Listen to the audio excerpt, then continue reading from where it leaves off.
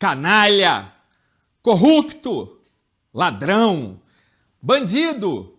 Olha, vai faltar adjetivo para falar sobre o amigo de Bolsonaro que roubou mais de 150 milhões de brasileiros e conseguiu ficar por 33 anos fora das grades, tirando onda com aqueles carrões comprados com dinheiro público, que ele continuou roubando depois que voltou a ser eleito por eleitores absolutamente inteligentes da extrema-direita, né? Olha, é interessante como o povo tem uma certa paixão por esse tipo de gente honesta aqui do Brasil, não é não? Olha, foi preciso um juiz com a coragem do Xandão para botar a titia velha na tranca. Ele provavelmente vai passar uma boa temporada, que para ele não vai ser nada demais, gente. Afinal, para ele viver como um rei aqui no Brasil, ele sabia que uma hora ou outra ia ter que ficar na cadeia por um tempinho, só para servir de exemplo para outros malucos que também não veem nada demais em pegar alguns aninhos de tranca, né? Não, Bolsonaro? Por Deus que está no céu, eu nunca serei preso. Quando a titia foi presidente, jurava de pé junto que ia combater logo aquilo que ele se tornou, um verdadeiro marajá. Ah, isso é vingança. Quem mandou chutar a bunda dele quando ele estava na presidência, hein? A titia, com as suas Lamborghinis e as suas mansões, experimentou o melhor que o Brasil pode dar, amigo. E até hoje tinha conseguido brincar com a justiça, né? Mas é óbvio que um dia ia ter alguém com a coragem de pegar esse ladrão pelo rabo, porque esse dinheiro era da saúde, da educação, era para botar comida na mesa de muita gente e não para comprar carro de luxo para a titia ficar passeando por aí, né não? Mas mesmo assim, Gilmar Mendes, o grande decano do STF, ainda não está convencido de que a tranca é o melhor lugar para o Collor, não, ó. E ele pediu para o caso ser analisado pela turma inteira do STF. Será que ele está agindo assim com algum interesse pessoal? Ou é só um ato para proteger esse homem super honesto que está sendo perseguido pela justiça igual a Bolsonaro, hein? Bom, isso eu não sei. A única coisa que eu sei é que a tia velha é meio burra, né? Porque o esquema de corrupção que Bolsonaro montou dava para cada deputado cerca de 100 milhões de reais, sem ter que apresentar uma nota fiscal sequer, amigo. Esse esquema do orçamento secreto é simplesmente 500 mil vezes maior do que o mensalão, que botou o Valdemar da Costa Neto e também o Roberto Jefferson na cadeia. E levando em consideração que o Collor botou a mão em apenas 20 milhões de reais, dessa vez, a gente vê que de inteligente ele não tem nada. Bolsonaro é que é um gênio na questão de meter a mão no dinheiro público, não é não? Mas isso não é o que mais me aflige, não. O que realmente me deixa indignado é que depois de eu estudar pra cacete com toda a minha grande inteligência, eu ainda não consegui botar a mão nem 10% disso, amigo. Dá pra acreditar? Enquanto esse aí que eu tô chamando de burro já deve ter gastado mais de 100 milhões de reais que ele surrupiou das nossas contas durante a vida inteira. Quem é que é o verdadeiro imbecil nessa história, hein? Tô falando sério.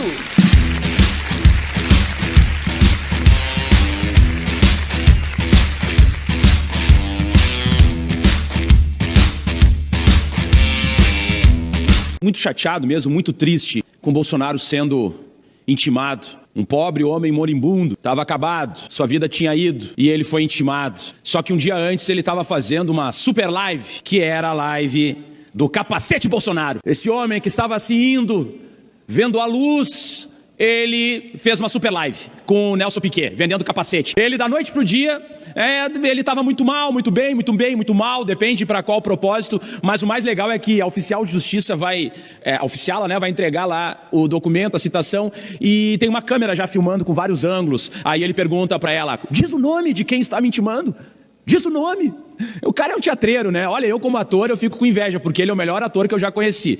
Engana muita gente que tem alguns neurônios a menos, né? Porque a média da população, 70% achou uma farsa aquilo. E aí os apoiadores do Bolsonaro ficam dizendo que não foi cumprido o artigo 244, inciso 4 do Código de Processo Civil, que é o que regula essas citações. Aí eu vou ler para vocês o que diz o artigo 244, inciso 4 do CPC. Ele diz o seguinte: não se fará citação, aí vem o inciso 4, do doente enquanto grave seu estado. Olha, um doente grave não faz live vendendo capacete, nem fazendo sorteio de capacete, nem atacando urna eletrônica, que é o que ele tinha feito um dia antes. Aí estão dizendo que não poderia fazer citação no hospital. Não é o que diz o artigo 244, inciso 4. E cá entre nós, eu tive um pai que ficou um mês na UTI. Meu pai veio a óbito. Ele ficou um mês na UTI. Não há condições mínimas de aquilo acontecer dentro de uma UTI de qualquer cidadão ou cidadã que já ficou nesse tipo de estabelecimento. Então, quer dizer, é uma farsa em cima de outra farsa, que é em cima de outra farsa. Carluxo, pede a cloroquina que o pai não tá legal. Bolsonaro mais uma vez passou mal, teve que fazer cirurgia. E é sempre logo depois que ele tem uma situação de denúncia ou alguma situação polêmica. Eu não sei se são coincidências da vida, se ele tem questões de covardia, se ele tem questões de oportunismo, mas enfim, ele teve lá um grave problema no Rio Grande do Norte e quem salvou ele? O SUS, SAMU, helicóptero público cedidos pela governadora do Rio Grande do Norte, Fátima Bezerra. E ele não disse um ai, e ele queria acabar com o SUS.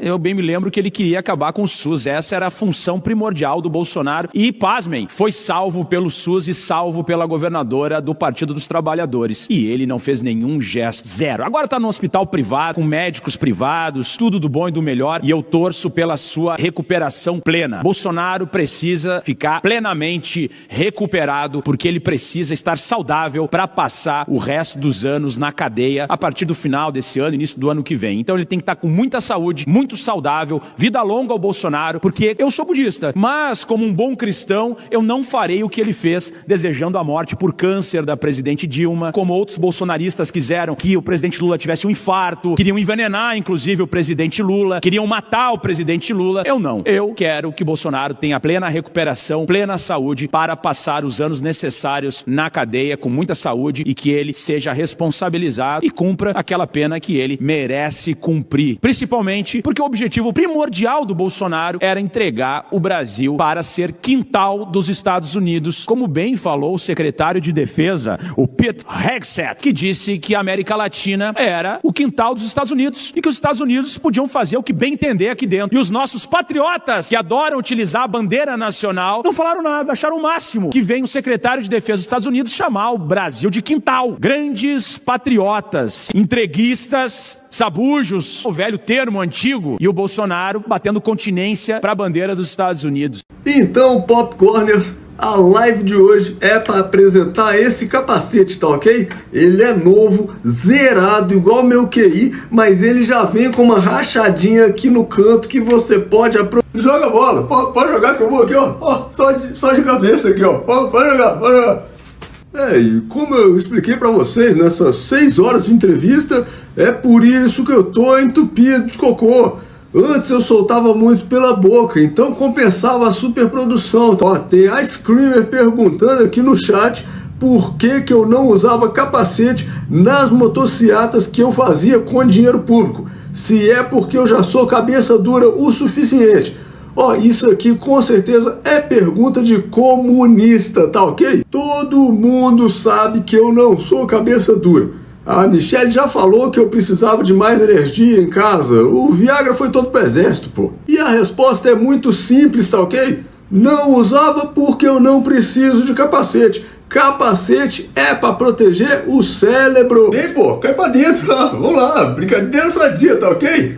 Só até alguém desmaiar ou ficar excitado. Eu gostei disso aqui. Isso aqui é igual eu faço com os Minions mesmo. Manipulo eles enquanto me enfio o braço inteiro no... Ex-presidente condenado, inelegível, réu e futuro presidiário, tem um oficial de justiça chegando aí. O quê? Não, traz a maquiagem, esconde as bebidas e guarda o cigarro. É um absurdo isso aqui, tá ok? Eu claramente não estou em condições de receber isso não. Tem que assinar e ler antes. É muito esforço pra mim, não dá não. Horas após ser preso por corrupção, o ex-presidente Fernando Collor tenta deixar a cadeia. A defesa protocolou um pedido no Supremo para converter a pena em regime fechado por prisão domiciliar, alegando problemas graves de saúde. Os advogados alegam que o ex-presidente, hoje com 75 anos, enfrenta doenças graves, Parkinson, apneia do sono severa e transtorno afetivo bipolar. Afirmam que ele precisa de cuidados médicos contínuos e especializados. Collor foi preso na madrugada de quinta para sexta, às 4 da manhã, em Maceió, enquanto se dirigia a Brasília para cumprir a pena voluntariamente. A prisão foi determinada por Alexandre de Moraes, após a rejeição de um recurso da defesa. Com isso, a pena de 8 anos e 10 meses por corrupção passiva e lavagem de dinheiro começou a ser executada. O caso envolve o pagamento de 20 milhões de reais em propina. Collor usava sua influência política para manter diretores da BR Distribuidora, garantindo contratos fraudulentos com a UTC Engenharia. Junto com ele, 2 empresários foram condenados: Pedro Paulo Bergamaschi, com pena de 4 anos em regime semiaberto, e Luiz Pereira Duarte Amorim,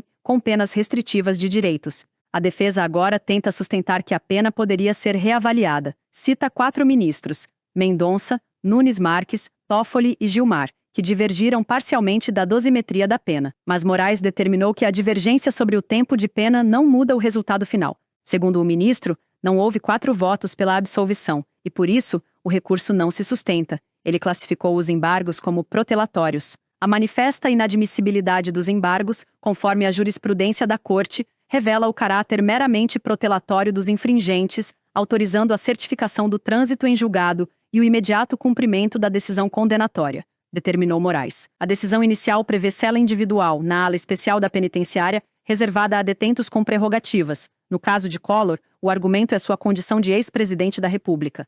Segundo o ministro Alexandre de Moraes, a cela especial busca garantir a integridade física e moral do preso, mas não muda o regime da pena. A punição segue sendo o regime fechado. Collor foi condenado a 8 anos e 10 meses por corrupção passiva e lavagem de dinheiro, num caso envolvendo a BR Distribuidora. E quem se enrola na bandeira da anistia deveria prestar atenção nesse enredo, né? O Collor foi expulso do Palácio do Planalto e 33 anos depois de sofrer o impeachment, ele foi preso na madrugada dessa sexta-feira. Mas foi em cana por malfeitorias que foram praticadas como senador entre 2010 e 2014. Ele assaltou 20 milhões de reais de um cofre da Petrobras. E esse roubo não teria existido se o Collor não tivesse colecionado durante a sua carreira 2 grandes anistias.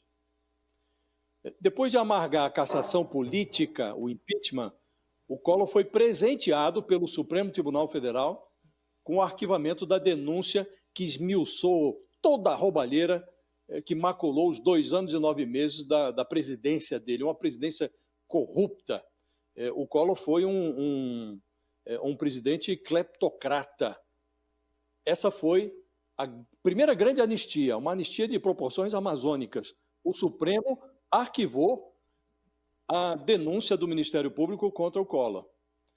E o Lula tinha chamado o Collor de corrupto na campanha de 1989. Corrupto.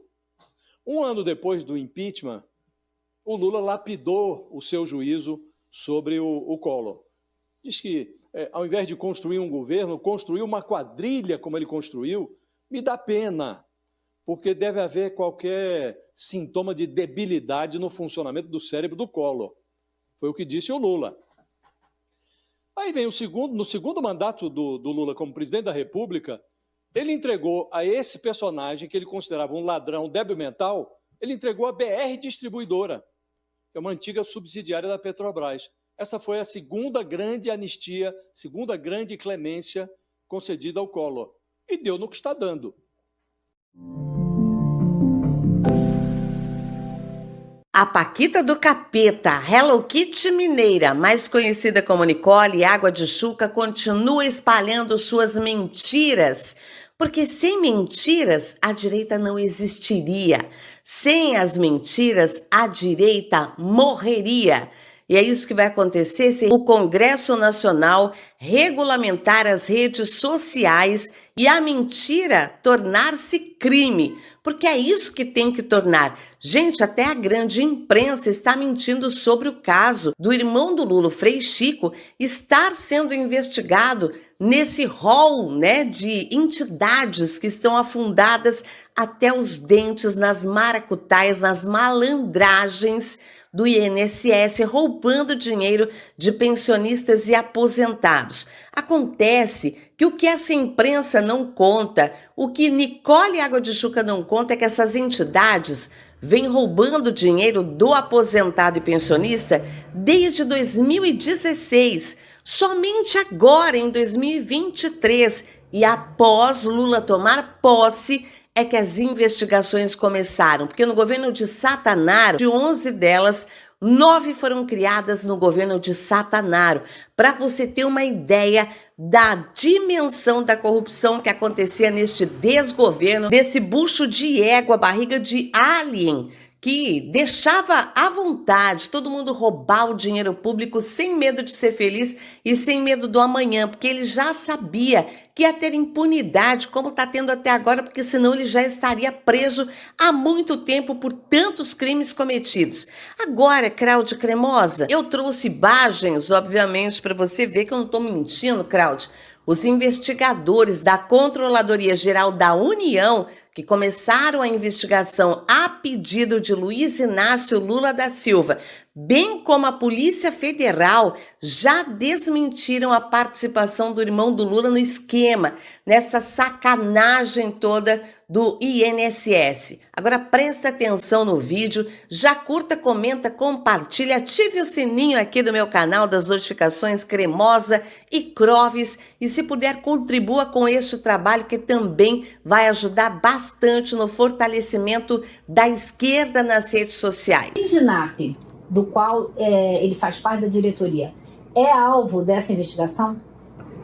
Veja, Heloísa, várias entidades e associações foram objeto de buscas e apreensão e de medidas também contra os seus dirigentes. E esse sindicato, o SINDINAP, não foi objeto de busca e apreensão, tampouco os seus dirigentes foram alvo de qualquer medida, as pessoas físicas alvos de qualquer medida. E respondendo muito objetivamente, o irmão do presidente Lula não é alvo da operação, não é investigado na operação, portanto isso eu sei que pela questão política termina gerando uma onda de pessoas tentando fazer uma vinculação que hoje se mostra impressionante isso. Como é que os bolsos... Quer dizer, o Juliano traz a informação, Heloísa, de que das 11 principais entidades investigadas, 9 foram criadas no período Temer-Bolsonaro.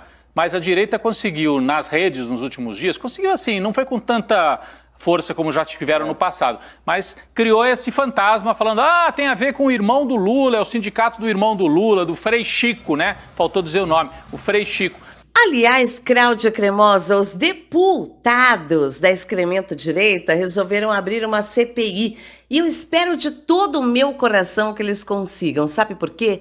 Porque tem muitos deputados que também estão investigados nessa maracutaia toda dessas entidades de fachada que pareciam sindicatos. E olha, mais uma vez, não vamos demonizar todos os sindicatos, porque há sindicatos muito sérios, como a APUESP, também dos professores do estado de São Paulo, que faz um trabalho maravilhoso, magnífico e que tem que ser fortalecida, como o Sindipetro também, que eu conheço, já trabalhei para eles, um sindicato que realmente luta pela classe trabalhadora. E aí essa CPI vai acontecer o quê? O que aconteceu na CPI do dia 8 de janeiro, né, Cláudia? Os deputados resolveram abrir uma CPI no dia 8 de janeiro, dizendo que tem infiltrados lá no dia 8 de janeiro que tem que ser investigado, tomaram ataques. Não tinha ninguém da esquerda, absolutamente, porque nós não somos nem otários, Nós havíamos vencido as eleições só se fosse muito idiota, muito acéfalo, desprovido de qualquer inteligência para ir atentar contra o nosso próprio governo. O que aconteceu? Descobriram todos os malfeitores da excremento-direita que agora estão pegando 14 anos de prisão, como a Débora do Batom, que acabou de ser condenada. Bem feito! Tivesse pensado nos filhos antes de fazer essa falcatrua toda. Sua safada, tem mais é que apodrecer na cadeia mesmo. Tem um dó? Não tem. Se você tá com dó, leva para a sua casa, viu? Quem tem bandido de estimação não é a esquerda. E isso é mais uma prova, porque cometeu crime lesa pátria contra mais de 60 milhões de votos, atentando contra a democracia. Merece o quê? E agora abram a CPI, sim, que nós queremos saber quem são os deputados que estão, em conchavo com essas entidades aí. Não vejo a hora. Babei. Agora, o que eu não vejo a hora também, Cláudia Cremosa e Clóvis, é de ver você brilhar na nova Elite Escola de Negócios. Meu amor, se você ainda não viu, você tem que ver, clicando aqui no primeiro link da descrição do vídeo, como é que você vai ganhar dinheiro aqui na internet. Não precisa falar inglês, tá? Não precisa botar sua carinha. Tem vários módulos, várias maneiras. Você pode estudar todas elas, porque nós daremos acesso a você a tudo o que nós temos de mentorias maravilhosas para você ganhar dinheiro em dólar ou real. Você só precisa de um celular. Ei, amiga, tu soube que o Fernando Collor foi preso? Eu soube, amiga, mas o que é que tem isso? Mulher disse que ele tá cheio de privilégio lá, viu? Disseram que ele podia escolher com quem ele ia dividir a cela. Nossa, amiga, que chique. E ele escolheu? Escolheu sim, amiga. Veja aí. Bolsonaro! Bolsonaro! Bolsonaro! Gadaiada! Beijinho no chifre.